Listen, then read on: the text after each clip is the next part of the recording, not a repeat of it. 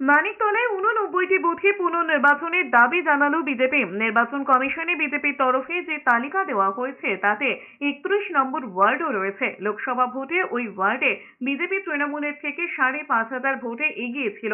BJP দেওয়া তালিকায় 11, 12, 14, 15, 16 ও 32 নম্বর ওয়ার্ডের বেশ কয়েকটি বুথও রয়েছে। কল্যাণ চৌবের দাবি, এক একটি ওয়ার্ডে 7 থেকে 8টি এমন বুথ আছে যেখানে প্রায় 100 দুষ্কৃতী ঘিরে রেখে ভয়ের পরিবেশ তৈরি করা হয়েছিল। তার আরো অভিযোগ, মঙ্গলবার রাতে বেলেঘাটার বেশ কিছু লোকজন রেসিডেন্সিয়াল কমপ্লেক্সে গিয়ে ভোট দিতে না যাওয়ার জন্য ভয় দেখায়। বিজেপির দাবি তাতে দলীয় এজেন্টদের বের করে অবাধে ছাপ্পা দেওয়া হয়েছে। হাইকোর্টে মামলাও করবেন বলে হুঁশিয়ারি দিয়েছেন কল্যাণ চৌবে। দিনভর মানিকতলার বিভিন্ন কেন্দ্রে তৃণমূলের বাধার মুখে পড়েন বিজেপি প্রার্থী। কল্যাণ চৌবেকে ঘিরে চোর স্লোগান দেয় তৃণমূল কর্মীরা। গো ব্যাক স্লোগান দিয়ে কার্যত তৃণমূল কর্মীদের ধাওয়া খেতে হয় তাকে।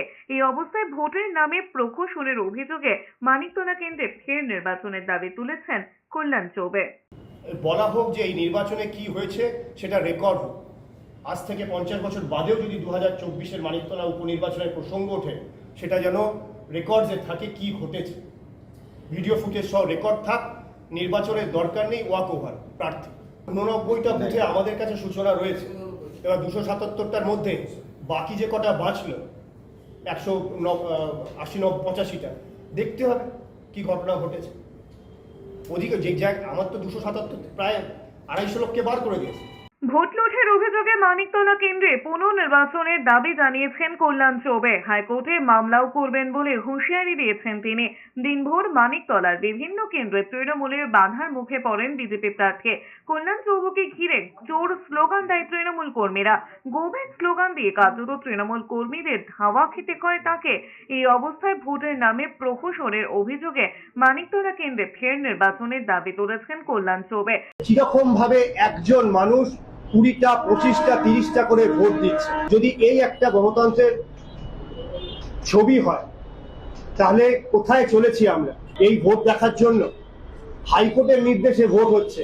হাইকোর্টে যাওয়া কি আমার ভুল ছিল? আমি কেন পুনরায় হাইকোর্টে যাব না? আমি আজকে ভোট দিতে যাব, আমি পুনরায় হাইকোর্টে যাব এবং এই ভিডিও ফুটে হাইকোর্টকে দেখাবো যে বারংবার এই অসভ্যতা আমি মেনে নেব না।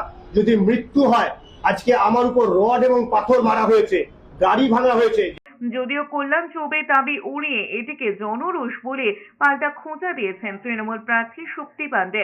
তার কথায়, কল্যাণ চৌবের মামলার জন্যই এতদিন মানিকতলা কেন্দ্রের মানুষ বিধায়ক না থাকায় নাগরিক পরিষেবা থেকে বঞ্চিত হয়েছেন, তারই বহিঃপ্রকাশ ঘটেছে।